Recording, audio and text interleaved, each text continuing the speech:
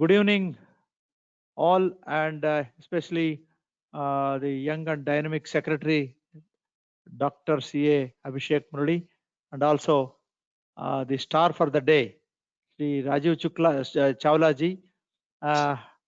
He has already presented a paper on this topic of professional opportunities and the role of MSMEs sometime back in an ICAI webinar. And we are all very happy to see him here for SIRC. He's a very busy man. He's heading an MSME organization at national level, and he would be talking about it in detail. And is a very great entrepreneur and also enterprising person. So we are very happy to have you, sir. A very warm welcome to you this evening, and also a very warm welcome. Thank you so much, sir. Thank you so much, sir. Thank you so much. Yes, I have been. I am doubly blessed to watch your presentation for the second time, and definitely the young members and the members who are there in the audience would definitely be benefited. By the time he closes, you will be enriched with so many new things which are there, but we don't know.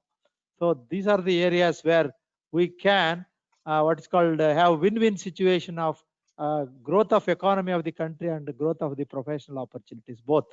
So it was also a very great feedback for yesterday's program of Modi ji, wherein he covered almost all state industrial policies of South India, and also by one Mr. Prabhudev Aradhya ji, who IPOs.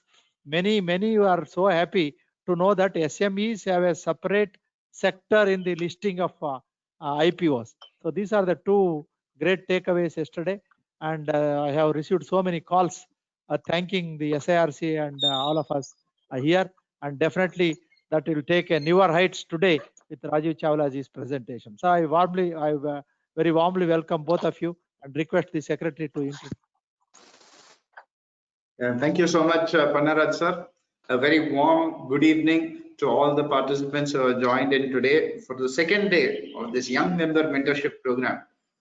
This program, we've been trying to get it off the ground for some time, and it was helped conceptualized by C.A. Pannaraj sir, who has always been a great support for us at our council, and personally to me also is someone I'll always look to for advice. So I thank him once again for organizing this two-day program and arranging the speakers and coordinating the same. So today we have with us Shri Rajiv Chavala sir, who I have the privilege of introducing, and he is truly a great person. He is the founder and chairman of the Jairaj group of industries who are engaged in the manufacturing of plastic and metal auto components. Built Natural, it's a very leading brand of sportswear and accessories that also he has started, and it's part of his group. He's a founder and chairman of the Integrated Association of MSMEs, the largest SME network and globally recognized institution that provides ready-made solutions to entrepreneurs, and they also provide financial support and incentives. He's also a member of the Haryana MSME Council, a member of the working committee of the Ministry of MSMEs for the Government of India, and a member of the governing body of the Quality Council of India. He is a member of the Project Monitoring Committee of the Z Rating, that is the Zero Defect, Zero Effect Committee, and served as a director on the board of various banks and subsidiary companies.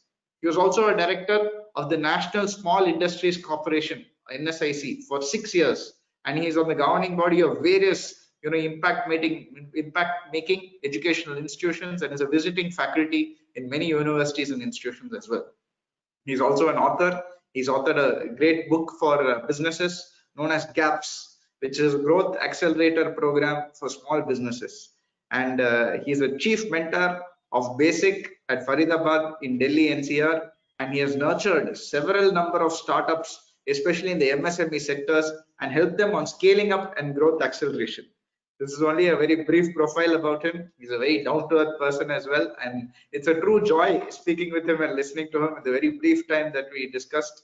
I was truly impressed by him, and he's really a wonderful person. Thank you so much, sir, for taking time out of your very busy schedule to be here with us today. We're really looking forward to your session today, sir. Thank you so much, Mr. Abhishek. You want me to start now? Sir, please. Sir. All right, great. Okay. Good evening, friends. It's such a pleasure to connect with my fellow friends, professionals, aspiring entrepreneurs in from the south of India, because that is where the concentration of today's chapter and the participants come from. So my compliments to all of you. Thank you so much. My heartiest greetings, and I would focus on the MSME sector today. And through the presentation, now, before I begin, I have a couple of things to claim. And let me claim something big. And my claim is that in next, I don't know how much time you will allow me to speak, but then in, let's say, about next 60, 90 minutes that we are here, I guarantee that I would try to add at least 10 to 15 years of knowledge for you. And so this is my claim, and I stand by what I'm saying. There are a lot of things that I'm going to share today. I have a presentation that's a fairly long, so it will last for almost an hour. And then, of course, we'll take some question answer sessions as well. But I'm sure there would be a lot of new things, a lot of new aspects, and especially related to the MSME sector, that is the micro, small, and medium enterprises sector. And then I'll also take you through how COVID-19 has impacted this sector. I would also take you through some measures that the government has undertaken to support this sector. And then I'll also tell you where the government has missed, and what more they could have actually done to support the sector. Then not all bad news, there's some good news also that I would like to share. And I would like to highlight some of the new sectors, the new areas where the business opportunities today are tremendous. Lastly, I have 10 lessons for professionals and 10 lessons for the entrepreneurs. Professionals, so that they understand what makes a small business run well. Because once you understand, I believe that is where you come into picture. Because then you would be able to guide, you would be like a doctor, you would be like a business doctor. And that is what I actually believe, that professionals from your field should actually be the new mentors for small businesses across India. And if businesses can link with you, or if you join any small business, what is the impact a good professional makes on a small business? So once you understand their intricacies, their anatomy, their physiology, then naturally you would be able to guide them much, much better. And then, of course, 10 lessons for entrepreneurs on how they should be facing the present times and gear up for the future. So I'll go to the screen sharing, and I'll begin with my presentation today.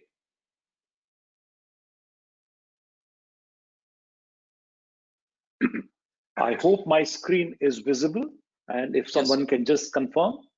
Yes, sir. Yes, sir. Okay, great.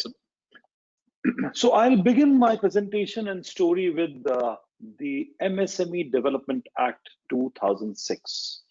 It was the year 2006 where this act came into being. It was notified, and it was on 2nd of October 2006 that this act became the law, and a separate ministry of MSME was constituted to help the MSME sector through this law.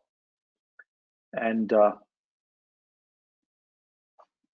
but why? What was the need for this law? Why the normal business laws of the country could not govern? And what was the requirement in 2006 for a new act for the MSME. The new law was required because the nation was looking at a single legislation that could govern the businesses in India. Also, some policies should have a statutory basis, and that is why this kind of a law was required.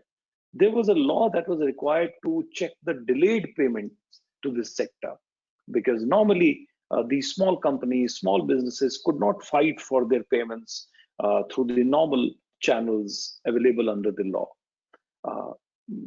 It was also necessary to provide a statutory basis for the credit facility to flow to this sector, so that the banks and the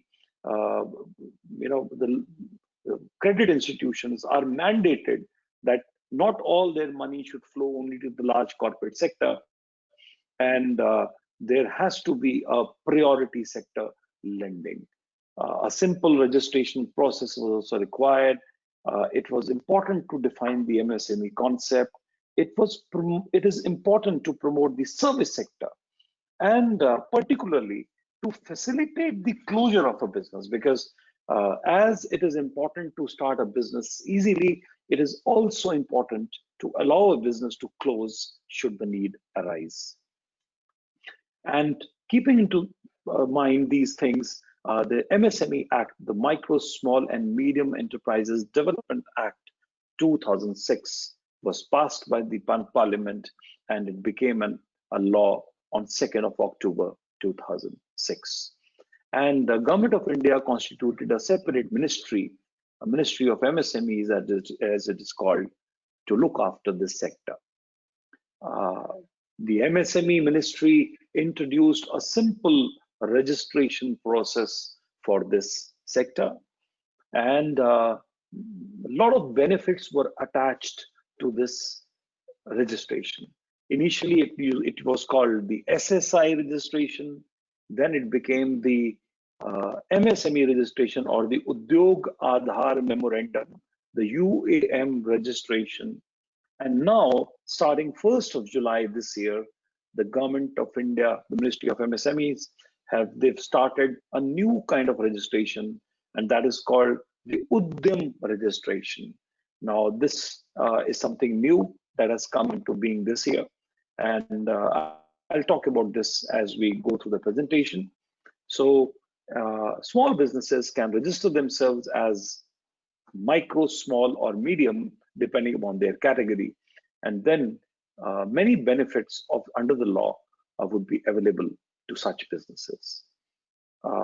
If I just try to tell you some major benefits that flow to the sector, these include 2% to 5% interest subsidy to the sector, 2% under the subvention scheme that is going on right now, and many state governments also offer up to 5% interest subsidies to the micro and small enterprises. There is a credit-linked capital subsidy of up to 15% for this sector, and so that modern technologies, the new investments that come into this sector, the government gives 15% subsidy, capital subsidy, up to 15 lakhs to such entrepreneurs. There is a reservation of 25% in all the government and government companies' purchases. So it's a huge opportunity. Almost 70,000, 80,000 crore worth of market is now almost reserved for this sector. There's concession in electricity bills given by many state governments, financial support for exhibitions, technologies, IPRs, etc. There is a protection against delayed payment. Now, this is a very strong and a good benefit of this act, that the act defines that all payments to registered MSMEs must be made within 45 days. And then, of course, the priority in the bank loans. So banks have been given a priority sector, target, and they have to lend to micro and small enterprises under that priority sector lending target. Also, if I club different state subsidies and central government subsidies that come to the entrepreneurs, I must tell you that almost 1 crore worth of subsidy comes to each MSME. Now, so much wide is the portfolio, and so much is the bag full of opportunities and subsidies and grants that are available to the sector. Of course, it depends upon different states that offer support, financial support, and incentives to the micro, small, and medium enterprises in their sector. The present situation, however, is that of a perfect storm. And why I call it a perfect storm is that the storm not only has a lot of darkness, it has huge uncertainty. And that is what the situation has been in the country in 2020. And why only country? In fact, the COVID-19 is a pandemic that has impacted the entire globe and every economy, every country. And needless to say that the micro and small enterprises are the worst affected by this pandemic.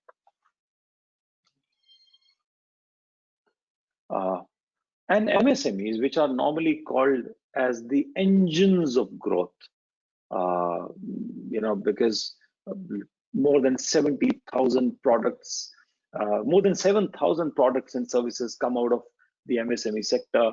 Almost 40 to 45% of the nation's manufacturing and exports come from this sector. This is the second largest employer outside the agriculture in India. And so this sector, which is called as the engine of growth, is presently facing a breakdown. And that is something that we observe across. If we take a look into the future, just a peep, we see that now in this chart, if you see, there are some sectors which are marked as green, and then the orange and the red. Now, the green are the sectors that have actually grown in this pandemic and have come out much faster and are growing very, very fast. The medical, healthcare, ICT, e-commerce, agriculture, these are the sectors that have really emerged as winners and have revived very fast. On the other hand, there are red, for example, tourism and leisure, the aviation, the construction. These are the sectors, including manufacturing of the non-essentials, that have not actually revived very well so far and may take a much, much longer time for these sectors to revive. And so depending upon which particular area business is in, the revival is according. And but if we look at the year 2021, we'll find that this is the year where typically the expenses are of 12 months. The fixed costs are for 12 months. The rental, the salaries, the wages, electricity bills, all these expenses, the depreciation that we charge, all these are for 12 months. While the revenue this year is hardly for 6 months to 9 months, depending upon sector to sector. And therefore, as we are coming towards the end of the year, by March 21, we realize that many MSMEs would be in red this year because the fixed expenses would be for 12 months, while the revenue is actually for 6 to 9 months, depending upon what kind of business an entrepreneur is in. And therefore, to support this sector, our Honorable Prime Minister announced a very large package. And the Government of India announced a 20 lakh crore package, which is 10% of the nation's GDP. And a lot of focus the government put in supporting MSMEs, the migrant laborers, the farmers. An idea was to support them so that small entrepreneurs and migrant workers, they can all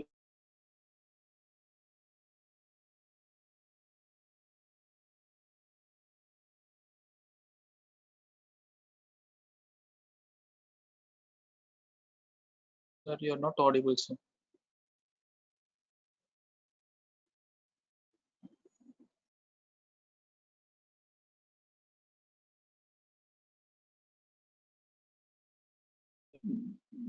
The new self-reliant India. And this self-reliant India, he said, would be based upon 5 strong pillars: economy, infrastructure, technology-driven systems, demography, and demand. And based upon these 5 pillars of self-reliance, Honorable Prime Minister gave a call for a self-reliant, and, or should I say, Atmanirbhar Bharat. He also mentioned get vocal about local, and he called upon the entrepreneurs, the people of this country, so that we start buying domestic things, we start manufacturing so well that we can become the global leaders. So there should be visibility for the local products, and that is what Honorable Prime Minister's call was all about. And the government announced some major measures to support MSMEs, and I'll take this one by one. One major step that the government announced was a 3 lakh crore package as emergency credit line. So it was decided that all micro, small enterprises and medium enterprises, they would get 20% of the loan outstanding as on 29th of February 2020 as emergency credit line. No additional security or collateral security would be demanded for this. This loan would be for a period of 4 years. 1 year would be the moratorium. There would be no guarantee fee, and the rates would be very low. In fact, the government pegged the rates at banks can charge maximum up to 9% for this, and NBFCs max up to 14%. There are some conditions attached to this support. 20% is the available line of credit for loan outstanding as on 29th of February. It is only for the regular accounts, and it was initially for loans up to 25 crore, but then later government enhanced it to loans up to 50 crore. And initially this was offered to businesses with turnover up to 100 crore, but later the government extended this to businesses with loans with turnover up to rupees 250 crore. A second very important scheme that the government announced is the subordinate debt scheme. This scheme is especially for the stressed and the NPA MSMEs.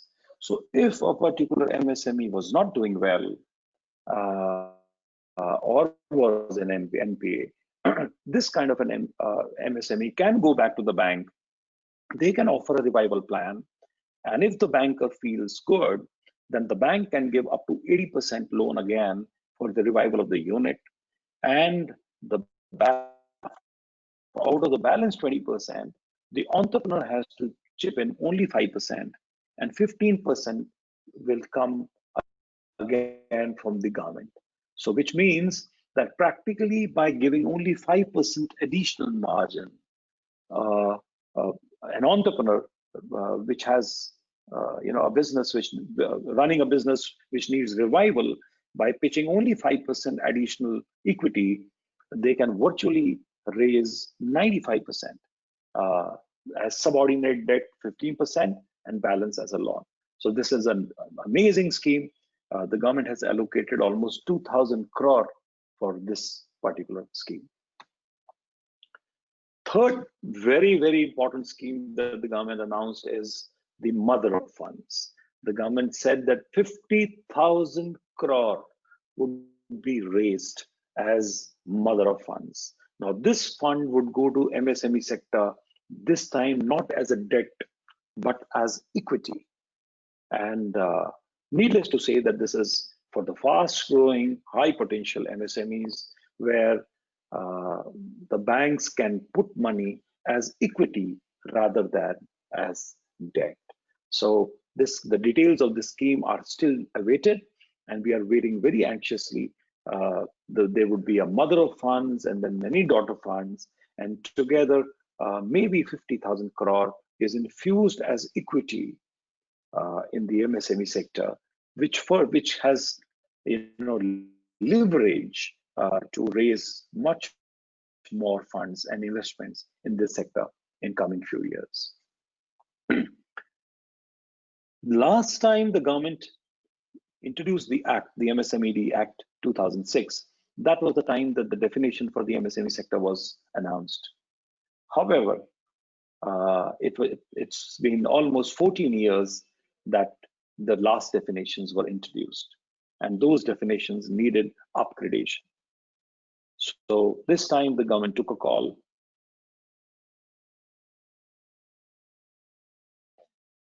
and they announced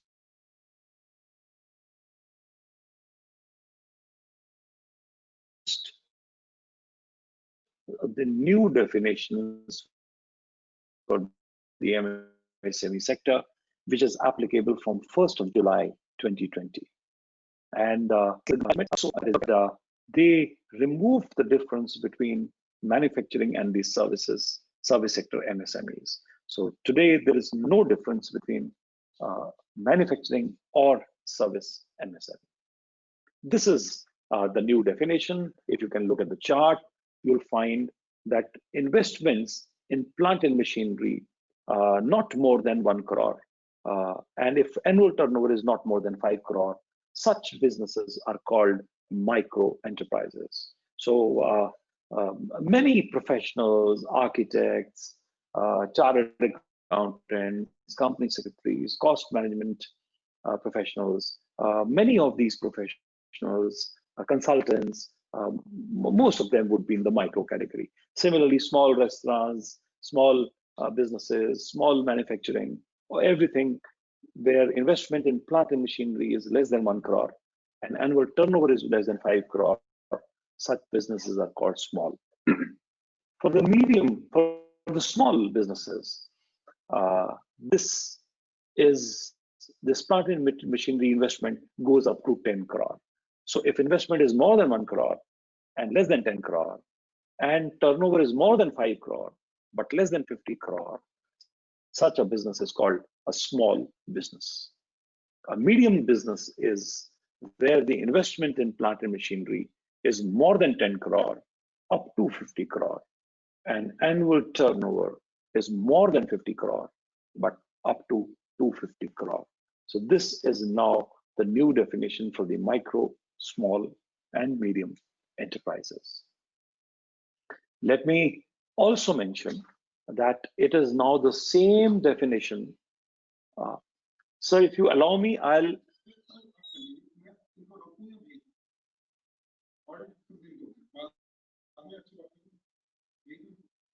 कौन मारुति से हमारी team है ठीक है मैं बाद में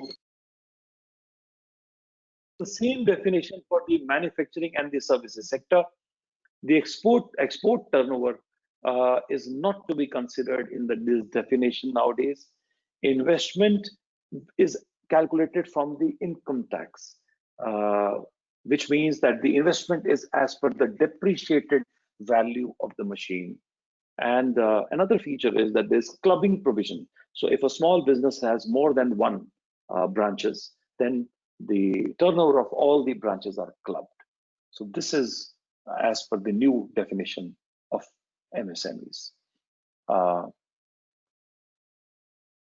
The government also announced that a lot of opportunity should come to the MSME sector in business, and therefore all businesses where up to 200 crore, where tenders were released earlier, the government decided that all such tenders of less than 200 crore would be only domestic tenders and not global tenders, so that the business opportunity comes to the MSMEs of India itself. Government also announced that public sector banks, public sector undertakings, government companies, all government departments they shall release payments to the micro, small, and medium enterprises within 45 days. Idea was to give them liquidity so that they can revive fast. I mentioned earlier the scheme for the NPAs, and the government later announced a special scheme for the stressed MSMEs. Now, stressed MSMEs where any EMI payment, the installment payment or interest payment, if it was due for up to 1 month, then such MSMEs can go to their present bankers. They can seek restructuring of their loans. They can seek fresh moratorium and fresh installment schedules. And this would be without any downgrading in their rating. So the credit rating would not be impacted, even if an MSME today can go to a bank and look at or seek restructuring of their existing loans. The government also deferred EMIs and interest payments on all loans. So the government gave time to people that if they wanted to avail of moratorium, they could defer it till 31st of August. And this would also be without downgrading their ratings and or impacting their CIBIL negatively.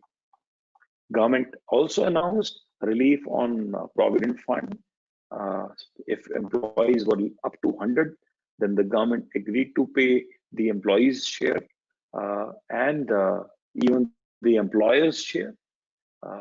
And for employees more than 100, if an establishment has, then the government would reduce the Provident Fund from 12% to 2%. So this was a major benefit on Provident Fund given to the establishments as well as to the employees.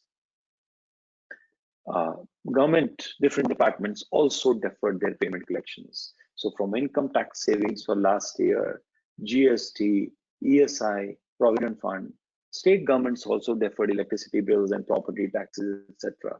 So a lot of support came to MSME sector in term by deferring their payments. Government also changed the IBC norms, and now the present is a minimum overdue of 1 crore to trigger IBC and go to NCLT. And the government has also proposed a special resolution program for the MSMEs in IBC so that the entrepreneurs can avail of this code while retaining the control of their existing companies. It is still to be announced that the draft IBC Special Resolution Code has been prepared by IBBI. However, as normally they say, it is always the government schemes are there, and yet it is not very easy to avail of the government schemes. Let's have a quick look on what we missed during the moratorium, the support that we were looking at from the central governments. We realized that there was hardly any support beyond loans. And so the government did offer emergency line of credit, but then that's again a loan. The government did defer some interest payments and EMIs, but that was only deferment, and even interest on interest is being charged. There was no consumption incentive, nothing to boost the consumption in the consumer's hand. There is no investment incentive either, if I look at that. And then also the availability of fresh credit. The new bank loans to the new entrepreneurs or enhancement of loans for the existing entrepreneurs. All this is hugely challenged at this stage. Let me share once again that there's no waiver of interest. Later on, there was a litigation and an interest litigation was filed in Honorable Supreme Court. And now the government has come out with a scheme where interest on interest would be refunded if charged from small entrepreneurs with loans up to 2 crore. But then for loans more than 2 crore, interest on interest was also charged. And it was only a deferment, not a waiver. Many banks are till date demanding prepayment charges and foreclosure charges as heavy as 4% to 5%. So if in a tough time like this, an entrepreneur decides to sell off property or sell off gold or sell some shares or sell some other assets and prepay a loan, the banks are still sinfully demanding the prepayment charges or the foreclosure charges, which are as high as 4 to 5%. Availability of fresh credit is very, very poor as on date. Emergency credit line also the government targeted at 3 lakh crore, but only about 1,50,000 crore has been disbursed so far. Many banks are still to disburse and they are taking their own time, and this scheme would end on 31st of October. So another one more day and then the scheme would be closed. Many banks created hurdles in disbursing even this emergency credit line, where the government of India was taking guarantee for the loan, and for the reasons best known only to the bankers. And moratorium has not been extended beyond 31st of August. So after 31st of August, many banks demanded immediate payment of the dues, and many banks and institutions, they even debited the repayment of the interests from the CC accounts in one go itself. And so September was a very tough month because moratorium has ended, and every business has to pay installments, interest, and EMIs, everything in time. And many businesses haven't yet revived fully. Another challenge is that the corona is here for at least 2 more years, which means even if the vaccine comes, it will take time to reach every Indian citizen in every corner of India. So some impact is here for many, many more months. Consumer buying is limited to essentials as on date. So people are only buying what are the basic necessities, and a lot of luxury spending and travel, tourism, etc. Those would take a longer time to revive. And then after 1 year moratorium, the emergency credit line also has to be repaid within 3 years. So starting next year, whatever emergency credit line someone has received this year, that repayment also will begin starting next year. So that will put additional burden on the cash flows. 20% emergency credit line isn't enough.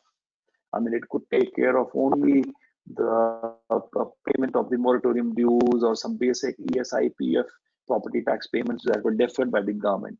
So idea is that more liquidity in the hands of the businesses is required, and let us see how people are really struggling today due to shortage of the cash. The payments are getting stuck. So moratorium, all the payment cycles were choked, and even now the businesses have a dual challenge. One is the challenge to pay to their previous creditors, and second is to procure new raw materials today to revive their businesses. So this is a dual requirement, while the fresh credits or credit enhancements to the bank to the entrepreneurs are very tough to get. GST also has to be reversed in case the payments are not made to the creditors within 180 days. So which means a lot of GST has to be reversed, and entrepreneurs will be paying interest on that. Let me also mention that the costs of operation have really gone up in this time.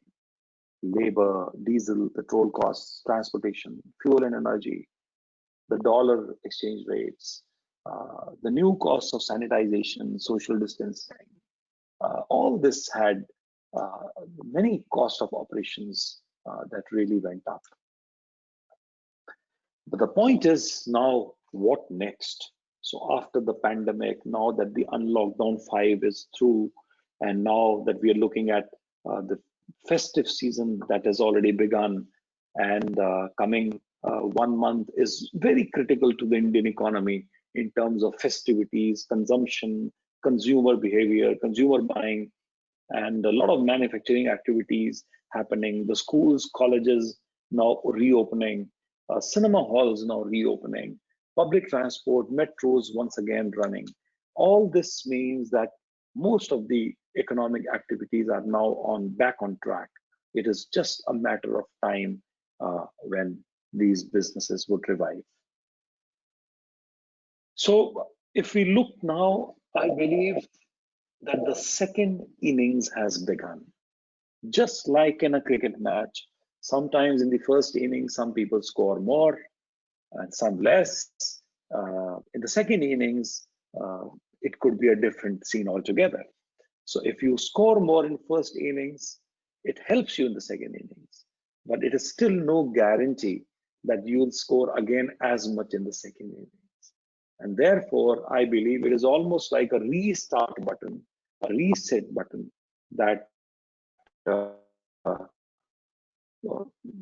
COVID-19 has pressed for businesses across the globe. However, there are many new opportunities for MSMEs, and there's a high growth that I see ahead. Friends, if you allow me just 1 minute break at this stage, I'll just come back. Give me just 1 minute and I'll be back within. Sure, sir.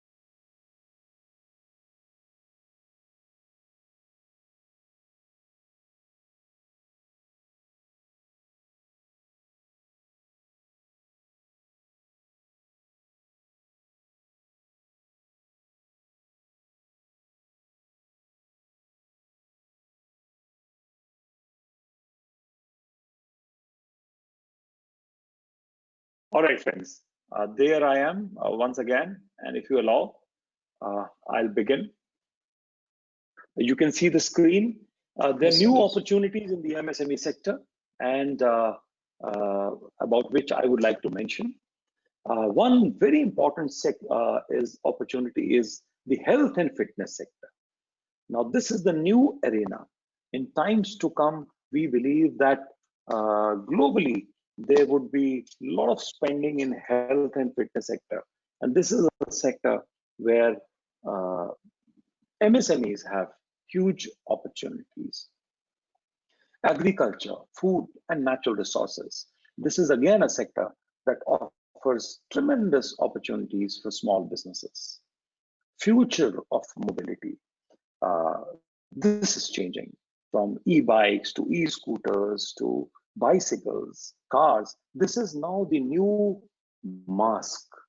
If I may tell you, a lot of people today are shunning public transport and are preferring a bicycle or a motorcycle or a car for themselves to avoid getting infections in the public transport.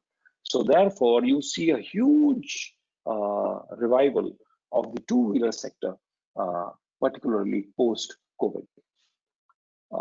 Energy efficient products, green technologies. This is another area of huge opportunity for MSMEs. Infrastructure, homes, construction, all this requires thousands of products that MSME sector produces and also services that they provide.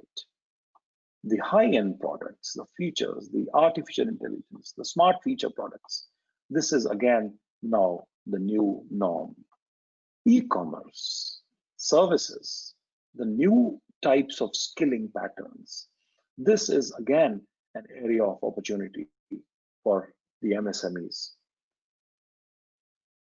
Defense production is another huge area of opportunities, and a lot of Indian government has recently announced that 101 products that were being imported would now be procured only domestically. So this again offers huge opportunity to micro, small and medium enterprises to start producing in India and supply to Indian defense procurement programs. Fintech, data analysis, artificial intelligence. These are again for the high-tech entrepreneurs. And India, fortunately, is host to the world's largest number of computer graduates and computer engineers. And therefore, technology is one area where Indian entrepreneurs have an edge over the globe, and they are really working hard. And this is an opportunity that comes to the Indian entrepreneurs so naturally. There are many new normals, as the world calls them today. And this new normal is very important because these are something new for, let us say, you and us, which were not happening previously. But then in times to come, this is what would be almost mandatory in times to come. And this is what we call the new normal. So there are some things to learn and some things to unlearn. So let us remember one very important thing, that things will never be the same again. Some things have changed forever. The buying habits, the e-commerce, the IT, the technology, organizing webinars, all these are almost now permanent features. And for example, pre-COVID, maybe this kind of a conference would be organized only in a hotel, in a convention hall, and with physical presence of people. But now webinars are the call of the day. And even many years later, post-corona, this is something, a trend that is likely to continue. So we have to remember that from the first innings, the pre-corona, we got two big things. First is what I say, experience.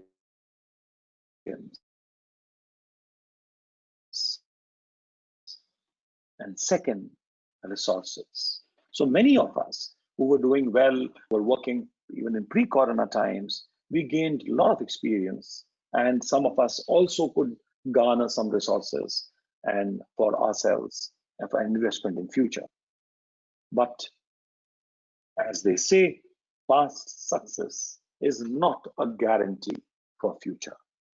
And therefore, I believe that future requires two new things. One is the new skills and the new technology. And second is innovation. These are the two major factors that would decide how businesses would flourish hereafter. So these are the new lessons for all to learn. I also would like to mention at this stage a new role of new age professionals. Gone is the time when there was different there were the practices that were happening pre-corona. Now those levels have to change. Service patterns have to change. New services need to be included. The delivery model of services need to be changed. And therefore, I see a very critical role of the new age professionals, because new age professionals are like new age business doctors or business mentors, if I call them, because they can handhold many micro, small, and medium enterprises in their own way and become their complete guides, mentors, or coaches and handhold them to prosperity. Can you do complete MSME handholding? This is what the big question is, and this is where the huge opportunity for professionals is. That professionals can be like a business coach, a business mentor, someone who can guide entrepreneurs for compliances, and many, many more areas where a particular entrepreneur may be lacking on information or knowledge.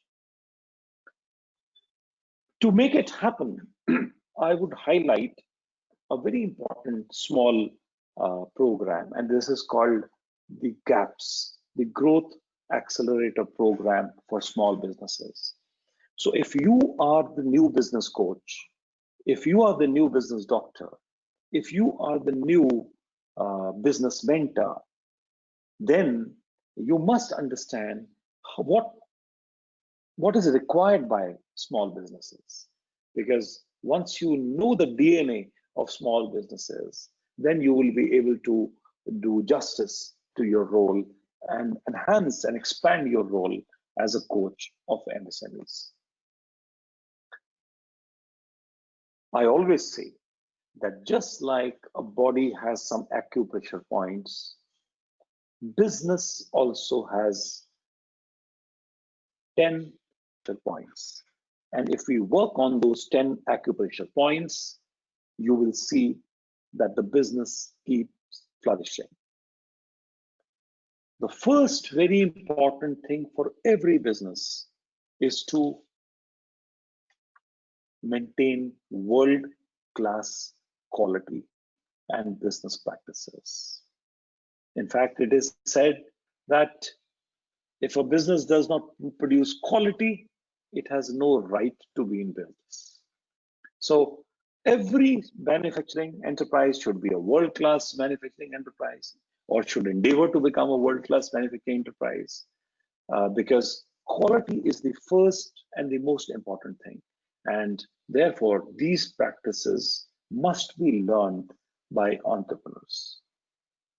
Second is that if one produces huge, great quality, then one also needs to be very, very productive and cost efficient. So it is not just the right quality that the consumer wants.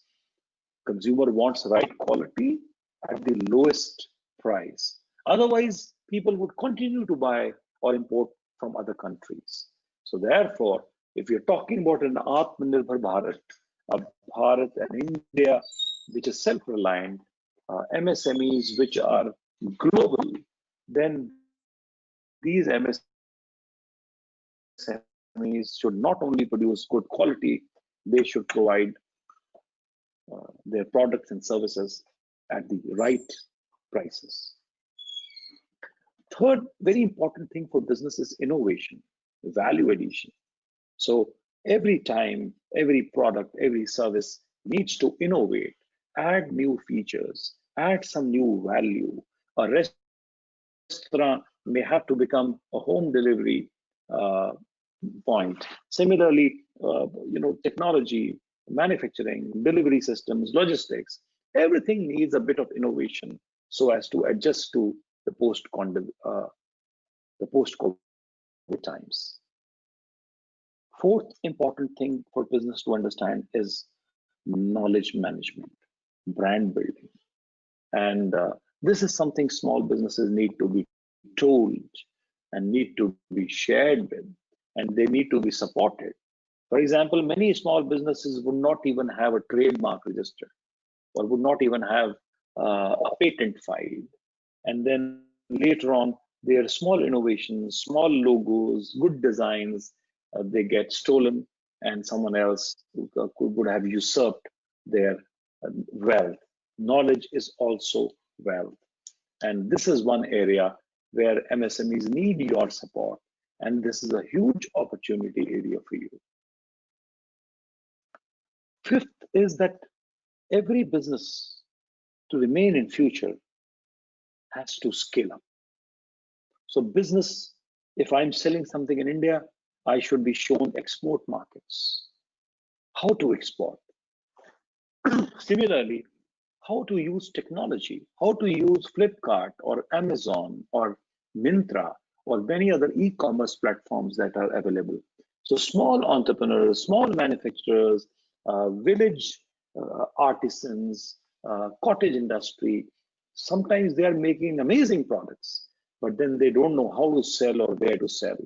So you as professionals can do great service if you provide if you handhold entrepreneurs to these platforms so that they can scale up.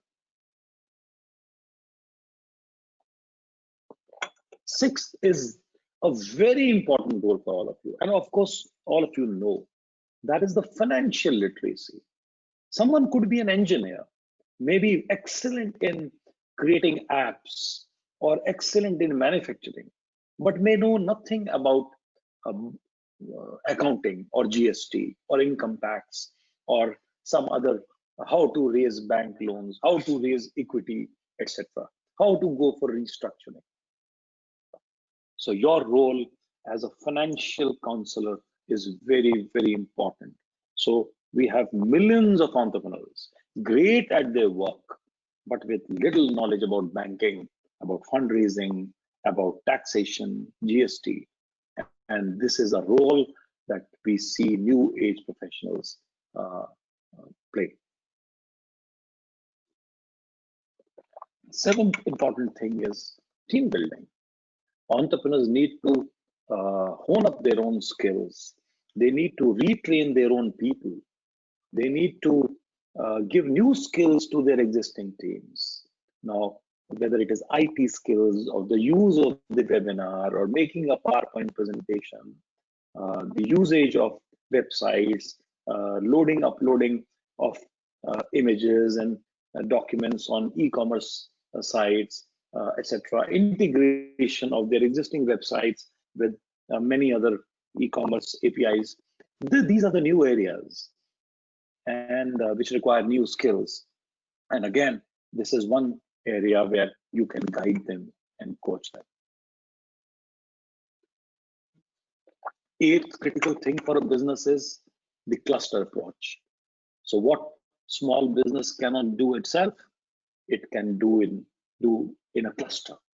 So for example, if my small business, I cannot afford a CFO, a chief financial officer, then maybe 10 small companies can come together and engage a full-time chartered accountant or a company secretary or a professional. So what one cannot afford singularly, one can do in a group. So this is a very important strategy for all the professionals, so that small clusters of people with common goals and objectives can be created, and what an individual entrepreneur may not be able to afford, collectively they can.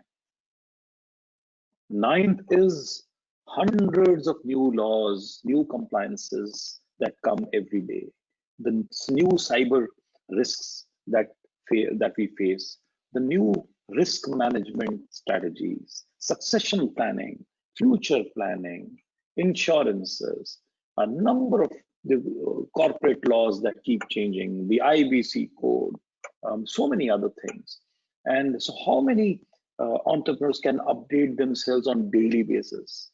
So therefore, if you are my mentor, if you are my coach, if you are a professional that my company engages with, then you are my one-stop shop and one-stop guide that can take me through all these changes.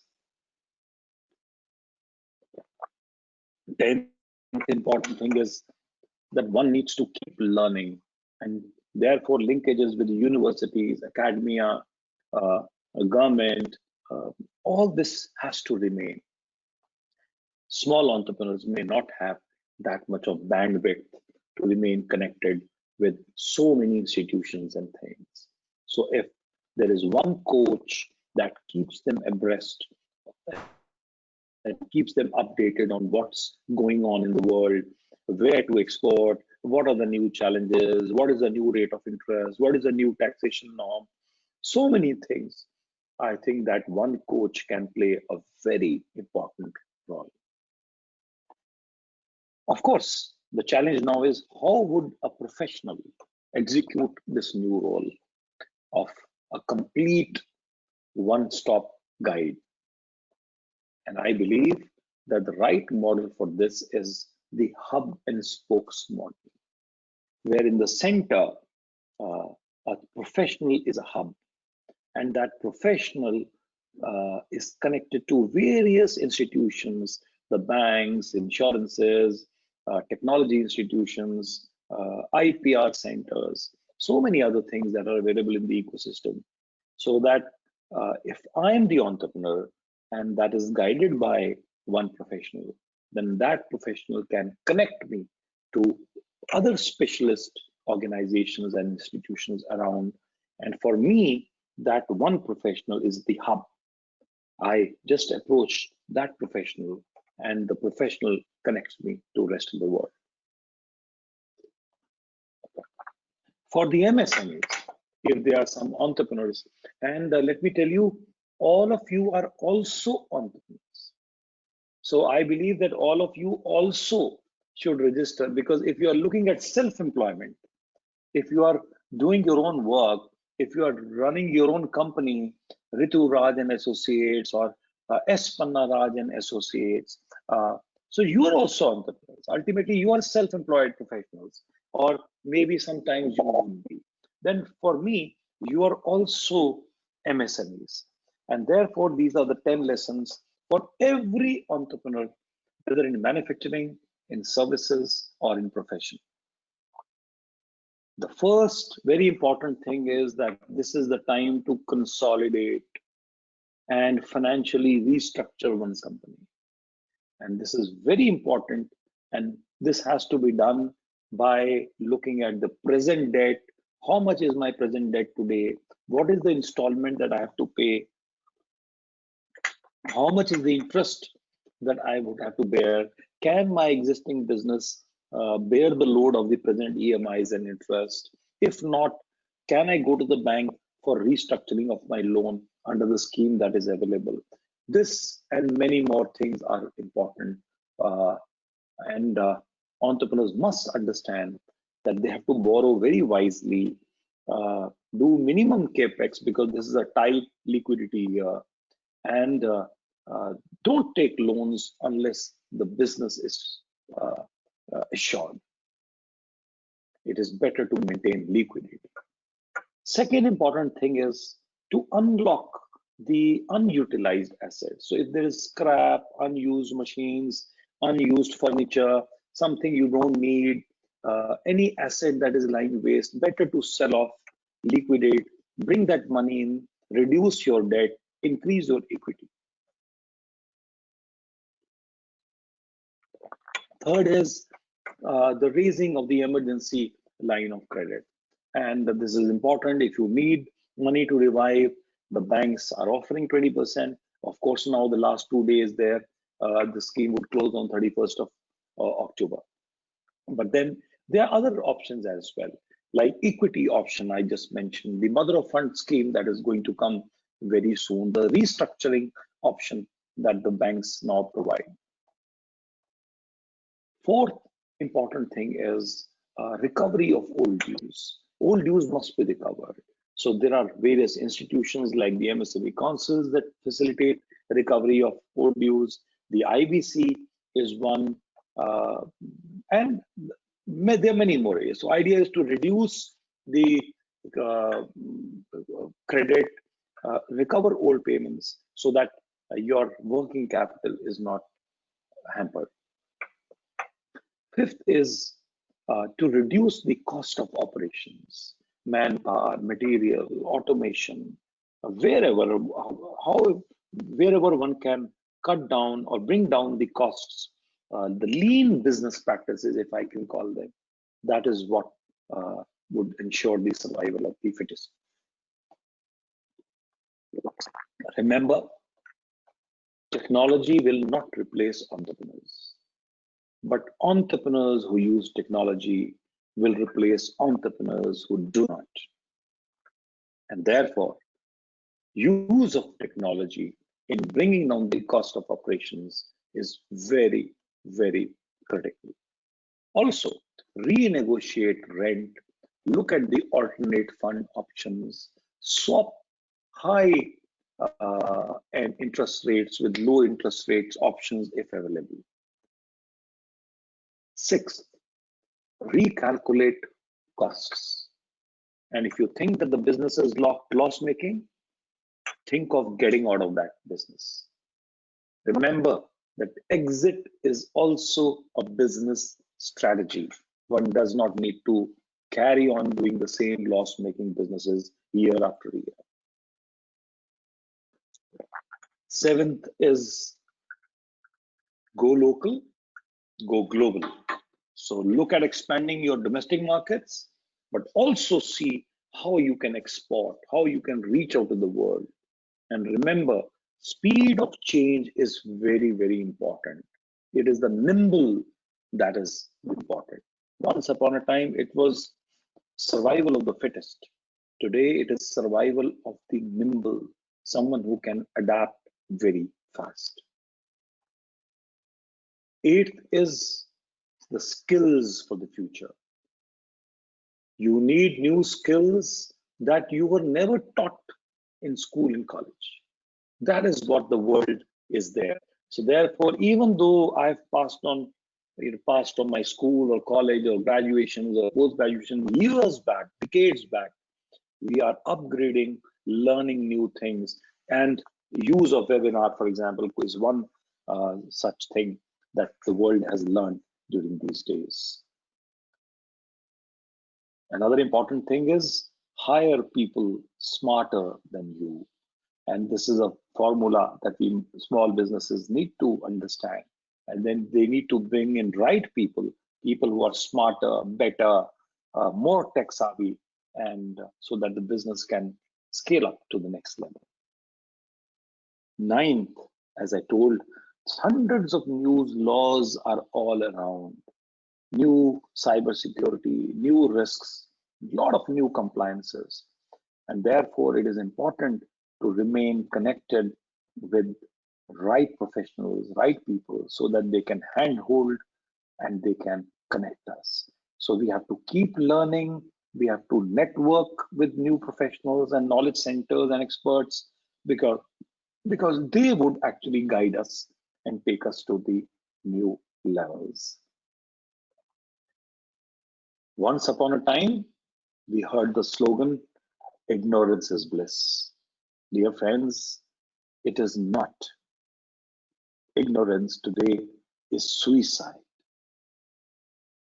So therefore, one has to understand what is the new GST law, what is the new income tax law, what is the new technology that is coming in, what is the new competition that is entering the market, what is the new consumer behavior that is impacting the purchases. So a lot of new compliances, new changes have to be understood and implemented, absorbed within one's own business. And this brings me to the 10th important lesson for all entrepreneurs.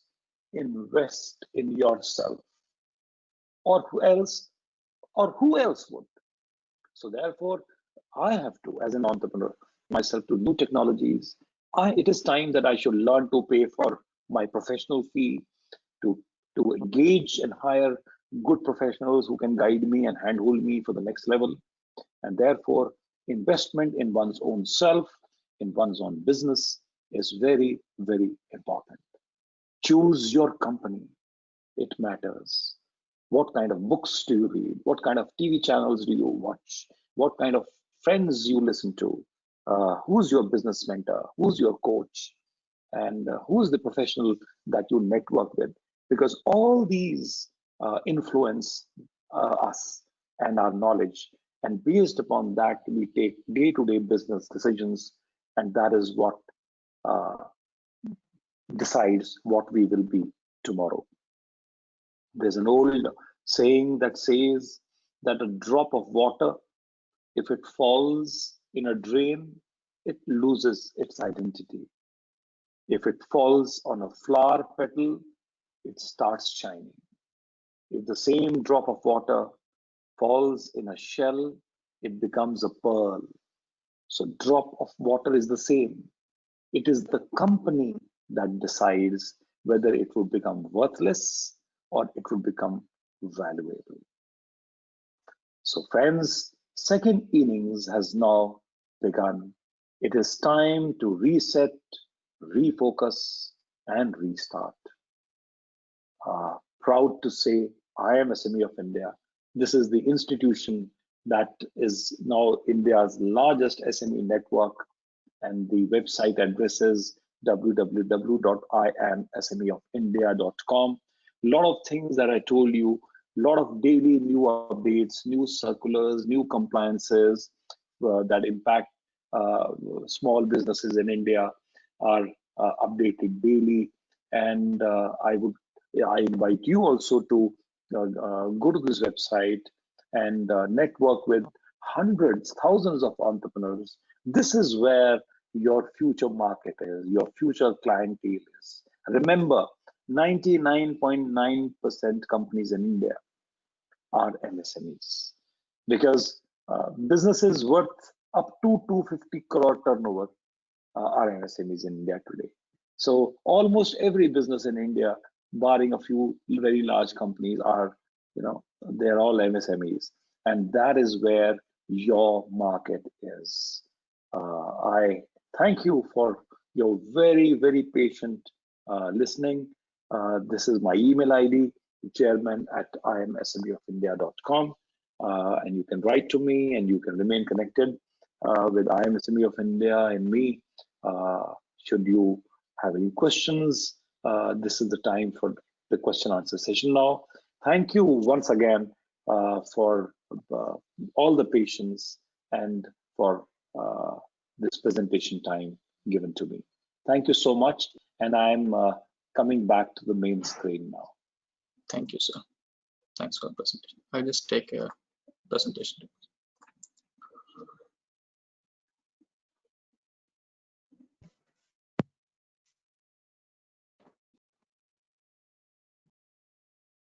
So there is this is the first question, sir. So right, can you hear me? I'll take some. Yes, I can hear you. I'll go to some quick question. What is the class? What will be the classification if an enterprise investment is less than 1 crore, but turnover is more than 5 crore? In such a situation, because the second criteria that you mentioned is that the turnover is more than 5 crore, which means that it is small by definition. So the higher category would apply. So even though the investment is less than 1 crore, which is micro, but because the turnover is more than 5 crore, this enterprise will be treated as a small enterprise. So if out of this investment and turnover, if a higher category is applicable on any of these two, then that higher will be the classification.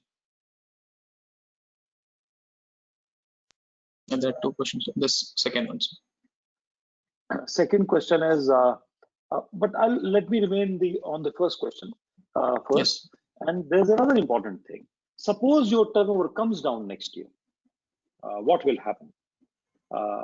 So suppose next year your turnover comes down to 4 crore. So automatically you will come back to a micro enterprise. So the new Udem registration is a very special registration. You just have to register once. That's it. You just register once, give all your details, and whatever you self-declare, automatically based upon that, you get a registration. And your income tax number, the PAN, the GST number, if available, all that is uploaded. Thereafter, automatically every year when you file your income tax returns or you file your GST returns, the MSME portal will pick up from the income tax, and based upon that turnover or the investment that you have given in the income tax returns, that is automatically taken, and your registration would be renewed or reviewed automatically every year in case the category changes. The second question is, many banks are reluctant to provide financial assistance for MSMEs under the CGTMS. What is the course of action? Well, this has been a common complaint. Let me tell you that under the CGTMSE, the government of India has created a trust, and this trust guarantees the loan by the banker. But then there are still complaints that the bankers are not very comfortable with CGTMSE scheme, and somehow they are reluctant. However, this is slowly, wading off, and now banks are also realizing that sometimes it is easier to recover 75% of loans under the CGTMSE very quickly from the government, from the trust, rather than actually going for liquidation and of the assets and the mortgage and collectors. But of course, there would be challenges. The government has started a new, I can call it a portal. It's called Champions. So in case there is any complaint of a bank not giving you loans, collateral-free loans under the CGTMSE scheme, one can write to the Ministry of MSME in the Champions portal. And then, of course, you are professionals. As professionals, in fact, you are my counsels and my coaches and my guides. So if I, as an entrepreneur, if my bank is refusing, I expect my professional to go and talk to my banker and seek and find a solution. So I think it's all about making one's case correctly. The banks also have priority sector lending targets, and they have to meet with those targets. And many banks insist upon CGTMSE lendings only, rather than going for collaterals. So therefore, I think this is one area where there are challenges. One has to fight one's way through, but then with the help of right counsels and right guides, I'm sure solutions can be found. You said whether all the existing make units will have to get Udem registration, and the answer is yes. All units, whether you have existing registration or not, everyone has to take the new Udem registration. However, the time given is till 31st of March 21. So your present registration under the previous Udem UAM is valid till March 21. So you have time, and now you can file your latest income tax returns whenever the last due date is, and then based upon that, you can also go for Udem registration. But you have time till 31st of March 21. That's it, sir. Those are the questions that are till now. If there is any, they may be posting.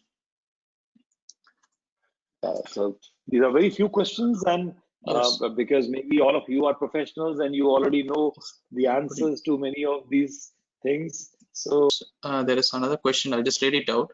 How far traders are bought into the benefit cover of MSME scheme? What are the alternatives? By Mr. Ramji. Okay. It's a very good question.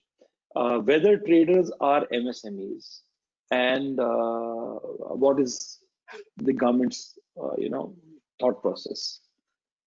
This is a very challenging question. While traders if you ask me, traders also provide a service, and small shops, small traders, they also provide a service, and so why they should not be considered as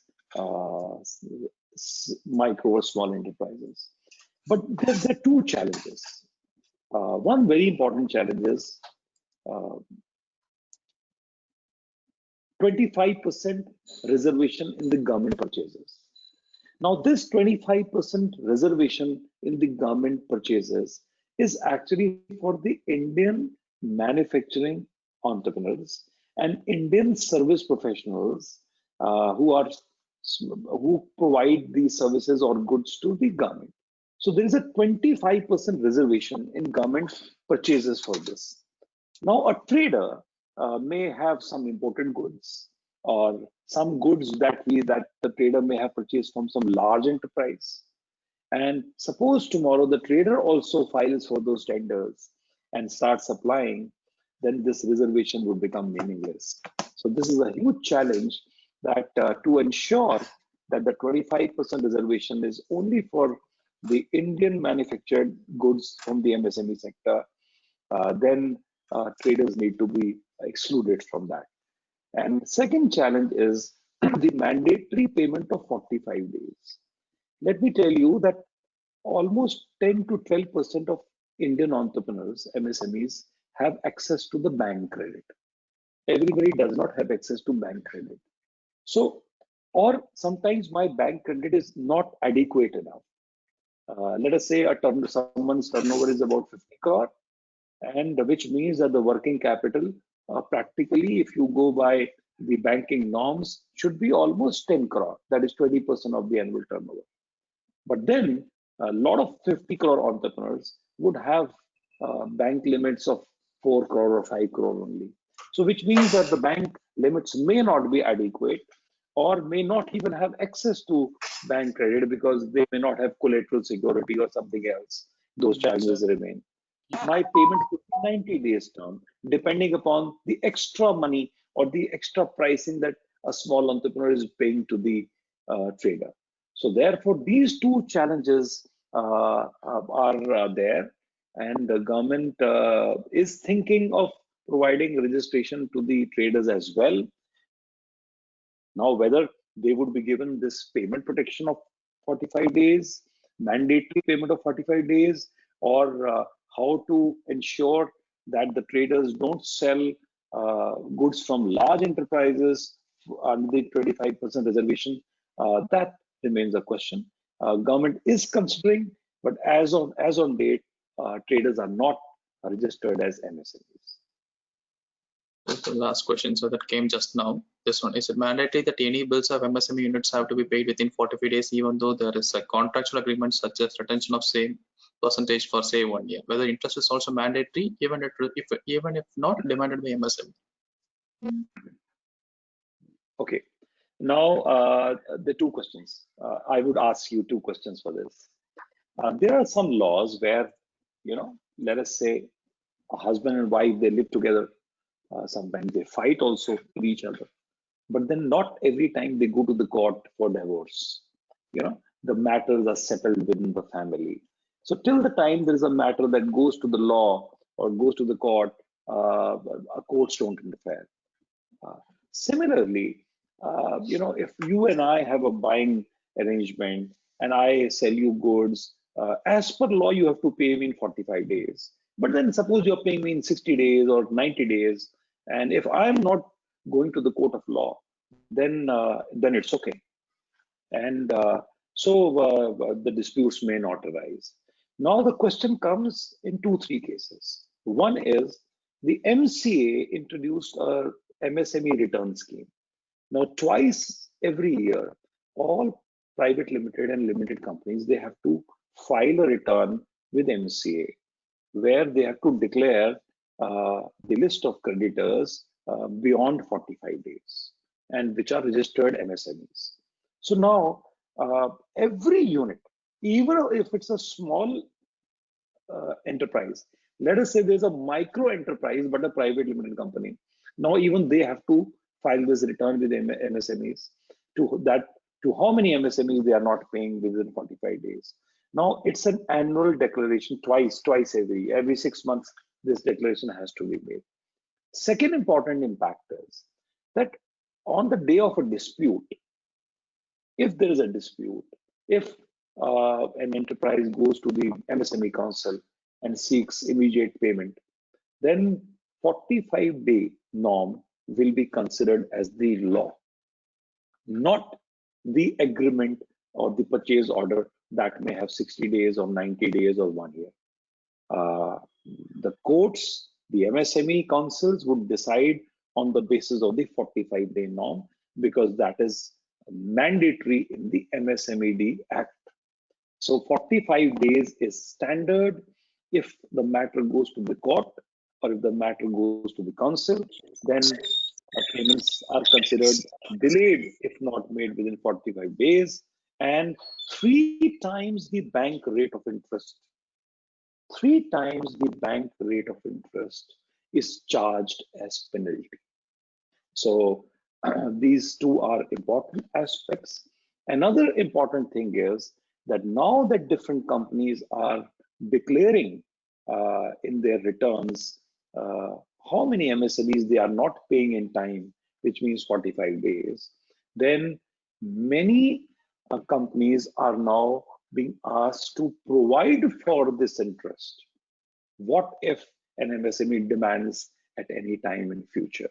So maybe some of these companies have to even provide for this interest on the delayed payment.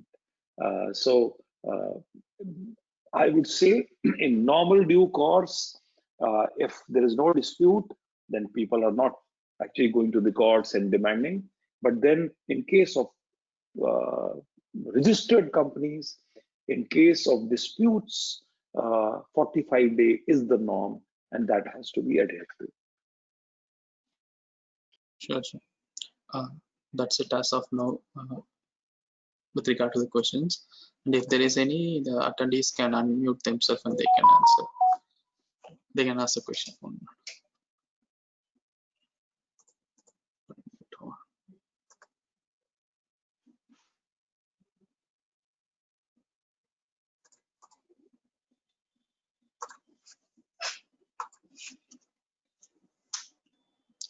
Sir, with regard to your presentation, so will you be sharing it to us so that we can share it as a PDF format to the attendees?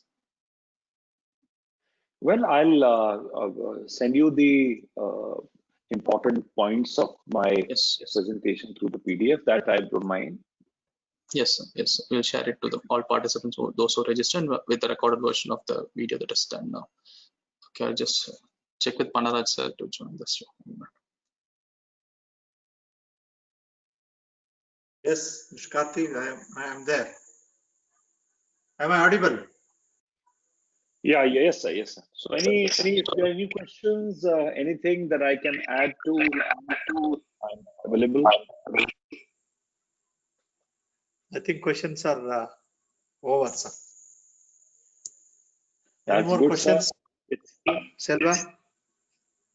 So there is no questions as of now. If there is any, the participants can write a mail to us. Sarah shared his mail ID, so we'll just they can write it to them. If there is any, we'll share it to the sir also. Sir, presentation he has given even his mail ID and also contact number. Better if they contact him through mail ID because he's a very busy man. I did not disturb him in the recent past. I only sent a message last night and after fixing him for the speech, and especially Selva, you took care of sharing and also testing the web connection and all. It's you. And sir, you are very comfortable during presentation. I think there are no technical problems. Yeah, no, nothing. I thank both Rajiv Chavala sir and also all the members who have attended it because it is a 5 hours program from yesterday 3 hours and also here 2 hours as identified by the speaker. It's a huge area for professional opportunities, and this is the time it is win-win situation for both SMEs and the SMPs. The role of small and medium practitioners is even identified by the IFAC. It has told that it is only the SMPs who can definitely push forward the working of MSMEs. So with these schemes coming up, and we have not trapped the suburban and what's called semi-urban and rural areas for small and medium micro units. So as entrepreneurs, if chartered accountants take lead in guiding the people for putting up the industries at the small places, and also we as an institute, we want to write to the government that like smart cities, we wish the government comes out with a plan for smart villages also. So where there is big village that can be made as a hub for small units, micro and small units, and which will, as rightly pointed out by the speaker, will be the ancillary unit for the bigger units.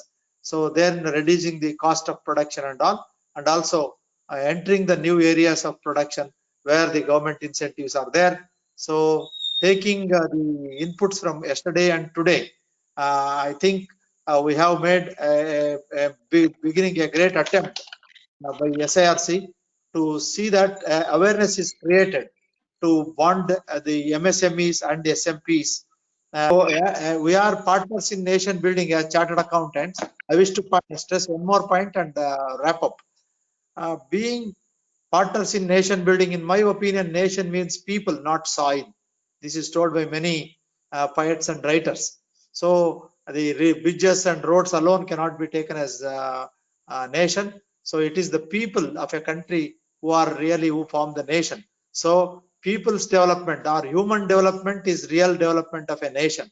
So for human development, as rightly pointed out by the speakers yesterday and today also, that more than 65-70% of the population are small scale and rural background, and they are not at all covered by the mainstream economy, and they should be brought in and to see that there is inclusive growth. So human development alone can build a nation. So being partners in nation building, the two sectors which I feel very, very important are the MSME sector and the agriculture sector. These are the two sectors we have to enter through various government schemes and guide the people, entrepreneurs, to come into these fields and increase the economic growth of the country so that they become self-sufficient as well as contribute to the nation's income also. So this is inclusive development and human development, along with small and medium practitioners additional income in the form of providing professional services to these two sectors. So with these, it is only a beginning, and we will try to take up the topics to many specific areas in the days to come. Professional opportunities in different areas, what are there for SMPs, and the importance of SMPs is identified, is recognized even by the IFAC, based on which the Institute of Chartered Accountants of India also has been conducting various programs to promote the professional opportunities awareness through Professional Development Committee and Small and Medium Practitioners Committee of ICAI. So with these words, the SIRC will work hand in hand with the ICAI to create awareness on professional opportunities and to create a situation of win-win for these MSMEs and various other sector people and SMPs. In this direction, you have set the right tone, and you have done a great curtain raiser activity and eye opener for us, sir. As a speaker from Delhi, you are a very enterprising person, being president of this small and medium enterprises across the country. I request to become members of that. I have become a member of that, subscribe to that web and their association, wherein you can get lot of inputs. You will be able to guide the entrepreneurs or direct them to that. If not directly guiding them, you can give the good inputs to them by becoming members of that association. If you want to add one line on that membership, sir, please enlighten the members on how to become the members, and we will then wrap up, sir. Thank you so much, Mr. Panrajji. In fact, I invite all aspiring professionals and present professionals to network with hundreds, thousands of entrepreneurs through IMSME of India. Join our network. You can go to imsmeofindia.com and take an online membership. And the annual fee is only 6,000 rupees. So that's just about 500 rupees a month. So you can pay the annual online fee and remain subscribed for 1 full year.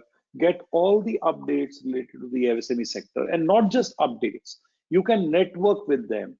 We have a fantastic business book available for all the members where they connect to each other. So you can just open your page, you can put your picture, put up your small profile. It acts like your website. Entrepreneurs can see that, they can connect with you, they can ask you questions, they can join you. You'll be able to find your clientele from people around.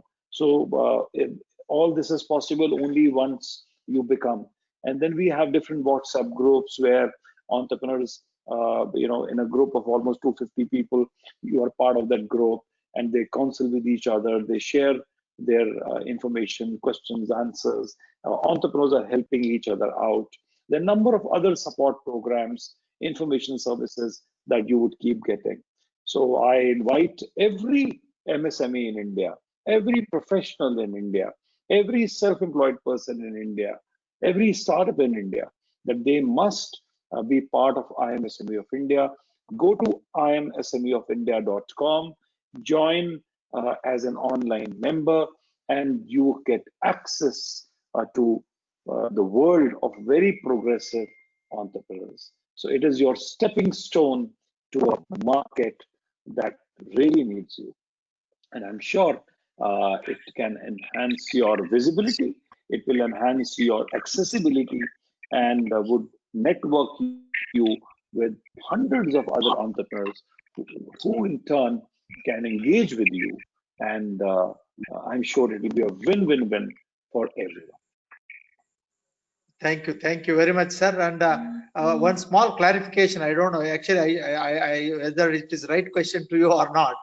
Are we allowed to check the code of conduct of the Institute of Chartered Accountants and FINDI if we wish to what's called put our web address and all these things in that? By becoming member, I think we'll be able to access. I doubt whether we'll be able to advertise or put our profile there. No, don't advertise. Don't advertise. It is not advertisement. Every member puts their details. At least if you are a member of an institution, you put your details, your coordinates, and then people engage with each other. That way, I think we'll just put our names there. And thank you very much for your time and the lucid presentation, and the areas of coverage and what are the opportunities and all for the professionals. Definitely we will be in touch with you, sir, if any additional value addition is required, and if you are able to take out your time and put your views in the next upcoming programs. And it's only a beginning, and it will be a continuous process for at least 1 or 2 years, as you rightly said, that the impact of pandemic is going to be there at least for 1 or 2 years in the coming days. So our aim is to support the SMP, small and medium practitioners.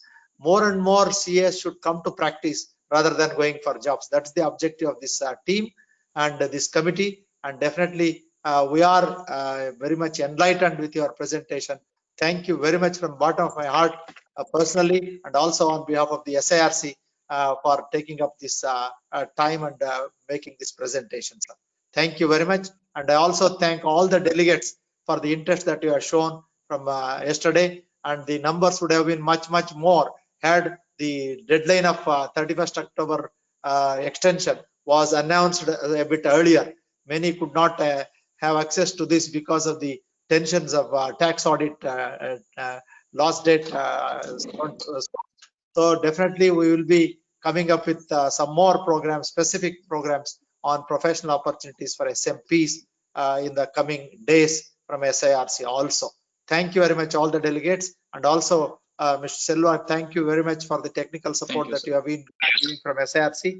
And I thank in absentia the chairman and secretary and team of SIRC for giving me this opportunity to take to conduct this program.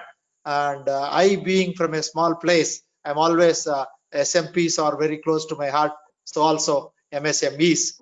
So I'll be in touch with all of you through this professional opportunities for SMPs programs in days to come also.